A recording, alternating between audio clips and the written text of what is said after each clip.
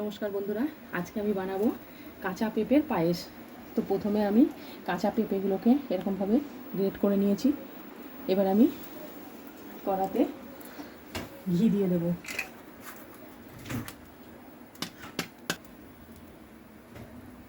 কড়াতে ঘি দিয়ে দিলাম।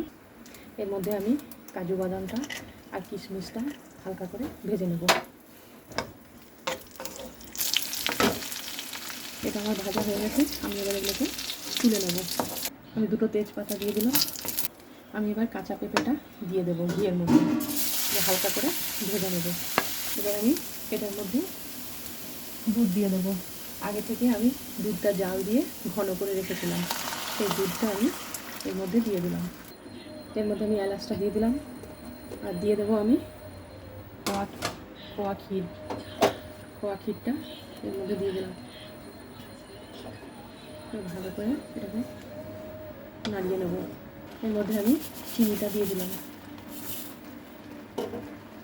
এবার আমি ভালো করে এটাকে মিশিয়ে নেব।